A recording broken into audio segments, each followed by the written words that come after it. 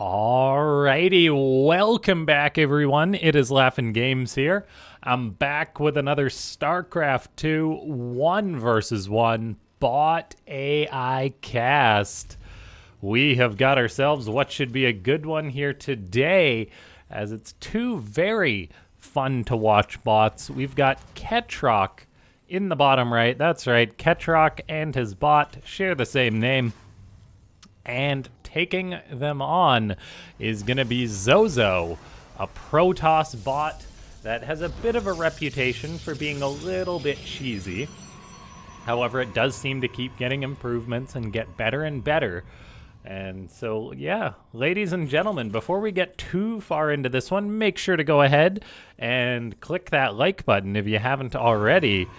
Okay, looks like Ketroc does get baited out a little bit, as it says cannon rush detected, canceling CC first, as Zozo does just throw up a simple pylon on the other side of the map to mess with Ketroc a little bit. Very well done, as Ketroc also takes this probe very seriously, assigning 3 SCVs to chase after it.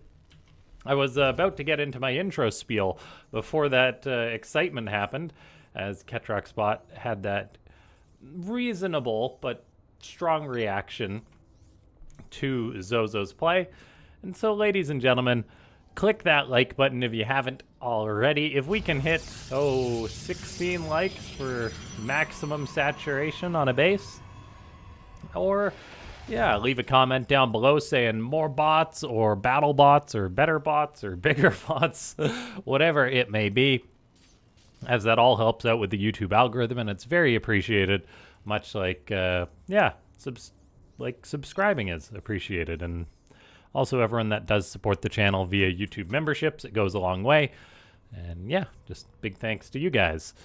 So as this game goes on, Ketroc was planning a bunker contained strong. I'm not sure what the strong part means, but I'm guessing it means more of a commitment. Maybe it means this factory that's going to be landing on this racks, as Ketroc is going into a very quick siege tank.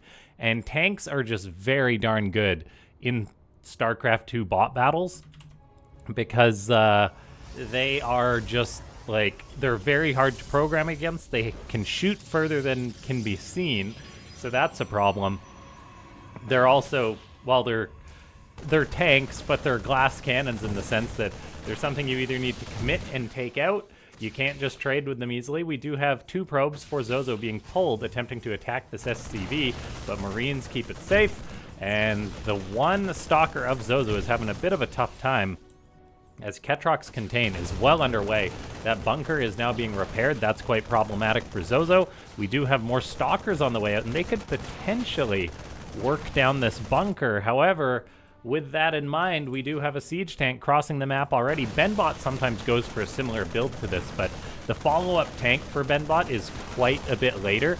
So the fact that Ketroc proxied its factory, it's a big commitment, but it is a nasty one, as the stalkers are now in trouble. We do have Zozo having behavior to try and take down stalkers, going for basically sending the stalker to walk forward against the threat, which is the reasonable thing to do once it sees that there's a tank there. But it does cause, well, problems in the sense that it's just not a winning fight for Zozo. So a very, very strong build by Ketroc. So many probes have already died, as Zozo is programmed to send them into the danger. A barracks is even floating over for Ketroc, so it can provide vision so that tank can shoot as far as possible. And Zozo, yeah, just keeps walking this stalker in, and you may be going, why does that stalker keep walking into the tank? Well, the answer is it probably can't see the tank. So it's actually quite an interesting dynamic right now, in that the stalker could only see this tank on the left, so it actually walked into range of this one, but was staying out of range of that one. So it's just, vision is a very big part of why programming against tanks is difficult. The tanks do shoot.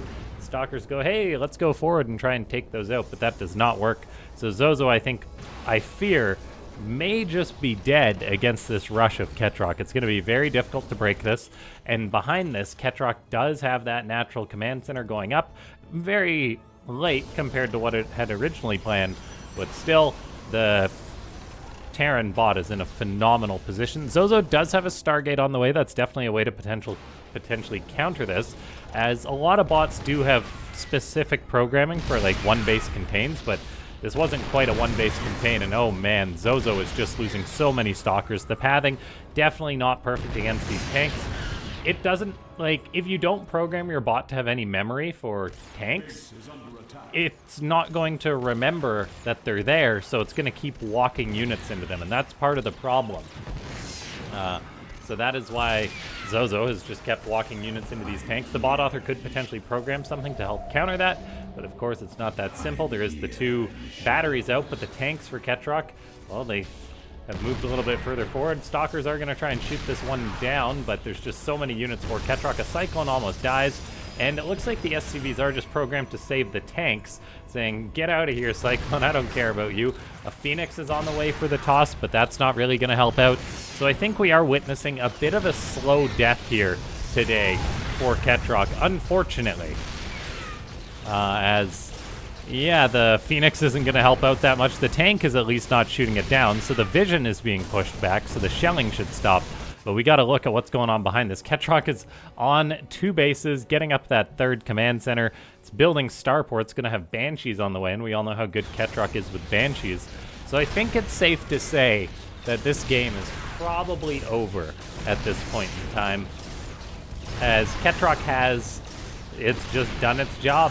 A very successful build against Zozo, as, yeah, there's no coming back for this for Zozo. So I think I am just going to fast forward this one to the end, and we'll make this a multi-part video, so stay tuned, everyone, as I just literally don't see a way that Zozo can win this game. Unless Ketroc crashes out or something, which I don't think I've ever really seen it do, except that one game where it had all the BCs at the end. But like, other than that, it's just Zozo is doing the definition of insanity, building Phoenix. They're not the answer. If it was going into Tempest or something, I'd say, hey, maybe there's a chance, but that is not the case. This one Stalker is doing work, shooting the SCVs, as that Barracks is staying further back. So, like, Zozo, I mean, it's got up to 3 Stalkers. That's more than it's had all game. However, now in comes a Banshee, and oh no, there's no Observer made. There's a Robo, but it hasn't produced an Observer, so the Banshee's going to come on in, start killing off the workers. An Observer does get fired up from Zozo, so that is a good reaction to the burrowed threat. Stalkers are trying to target down the SCVs, so like Zozo's slowly starting to break this. Very, very slowly. Battery overcharge trying to heal up these buildings and units, saving some of the probes, but now there's 2 Banshees in the main base. They've already killed off so many darn probes. 33 dead in this game in total. A lot died earlier from pathing into the tanks, but yeah, Zozo is not in a great spot. Ketroc, meanwhile, is building up a ton of command centers. This is one of my favorite things about Ketroc's bot, is that the CCs, like, it just expands so darn quick, which I think is a very important feature in a bot, because it just means that if it's in a good spot, it gets even more ahead. Banshee's still causing problems. Did the Observer get targeted down? No, the Observer's alive. It's just slacking, unfortunately. Stalker shooting the tank from the high ground. Will Zozo at least get this one tank? No, more SCVs are here to repair it. The tank does unsiege, interestingly enough, trying to avoid the danger, but then it's blocked by its repair guys. I'm not sure what you can do about that as a bot author. Well, apparently the answer is get vision, and the tank blows the Stalker away. Zozo is out of everything. So let's fast forward, then we can hop on into the next game. I do hope you guys don't mind these shorter games, as it's just one of those things. Like, if I just cast LaughNgamez, it means there's not really like a bit of surprise as far as what happens. So let me know what kind of games you prefer in the comments down below. Ketroc will win this game quite handily, just a very solid build order win. GG. Alright, so I figured I'd do something a little bit different for this one, ladies and gentlemen. It is the new Micro Arena, as we have got Bullbot taking on Memshark, Marines versus Lings, as the Marines try and back away from the Lings. And they are kind of just getting gobbled up. Really great kiting, but I'm surprised the Lings won that one, as it seemed the Marines were doing really well at first. Now it's the inverse, I believe. So it's Bullbot's time to charge on in. Or no, pardon me, it's opposite sides of the map for different unit counts for this round. Yeah. Looks like this one goes the way of Memshark, so they're currently 1-1. Now we're going into Roaches versus Marines, which should be interesting, as these two bots spam up a ridiculous amount of APM. Memshark clicking a little bit more. Marines are kiting back against the Roaches. One goes down right away. The injured one does get pulled back by Bullbot as they try and gobble up the Marines, but two of those Roaches are so injured. I do wonder if there's a timer on this, because, of course, the Zerg unit regen could definitely be a factor, but wow, the micro on Bullbot, it was actually able to kill all those Marines with those injured Roaches. So now it's time for, well, it's the same match, just on the opposite side. So we'll see how this one goes, as Memshark and Bullbot are going against each other. That injured Roach does get target fired down by Memshark, and so it's tied up once again. These bots are really close. Now we've got Queens and Lings against 5 Marauders. I mean, I think this should go the way of the Queens and the Lings, particularly since they're on creep. The Marauders do have concussive shell. So the Lings are trying to get a wrap around, but yeah, Marauders are not very good against Lings, but they are constantly moving and firing as much as possible. Quite a few of those Lings have gone down. The Queens are just trailing behind. 2 Marauders left versus 2 Queens, though.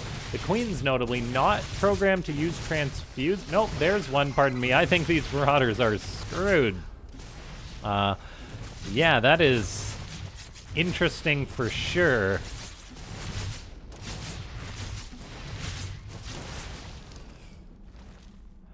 Okay, so now it's the opposite sides once more. These two bots go quite a few rounds against each other, and there is a timer in the upper right, so they can't just play with the regen factor forever, but it would be interesting to see if a bot that played Zerg did that. These Marauders get horribly cornered, though, so this one is going to go quite terribly for Memshark. So Bullbot actually takes the lead in this one. And yeah, ladies and gentlemen, this is the newer bot micro ladder. It's different from the previous one where we just had the pylon, so it's a bit more fast paced in the sense that the bots, there's nothing to do but for the bots to fight each other. There's no high ground or anything like that, but it definitely does showcase the possibility with bots and their micros. These Lings fan out against the Reapers. They're now going to try and close the gap. Grenades are getting thrown on down. This is what happens with 1,000,000 APM, basically, as those Reapers do get surrounded by the Lings. Now we got Banes and Lings, which is going to be very interesting. It's going to have to be a good split by Memshark against these Banelings. Marauders in the front, ideally. That's not the case, though. And look at this, Memshark fanning out against these Banelings. The Lings are closing the distance, so I think the Marauders needed to be in the front while the Marines shot for this one. Although maybe that's my tiny human brain talking. Bullbot really is taking the lead in this one. And yeah, it is just one race against one race. So the Zerg bot is actually doing quite well for itself, controlling all these Zerg units. As Banelings roll forward, once again, Memshark, I think it's going to be more of the same as the last one. Banelings do get some connections. You got to have the Marauders in the front. That's Starcraft Terran 101. Definitely a bit of an interesting match with this one. I'm not sure how many rounds there is. I'm guessing 10. So I think we'll probably have one more, maybe? No, okay. Looks like Bullbot takes it. Well done, Bullbot. Ladies and gentlemen, if you enjoyed this micro ladder, let me know. I've kind of avoided casting it because, like, it's just so fast-paced that it's not really... Like, I find it hard to sort of paint a picture during the games. It's just like, here's things fighting. But it is quite cool to watch. It would make like a good wallpaper or something, just having bots fighting nonstop. Anyway, I'll see you guys next time. Thanks so much for tuning on in.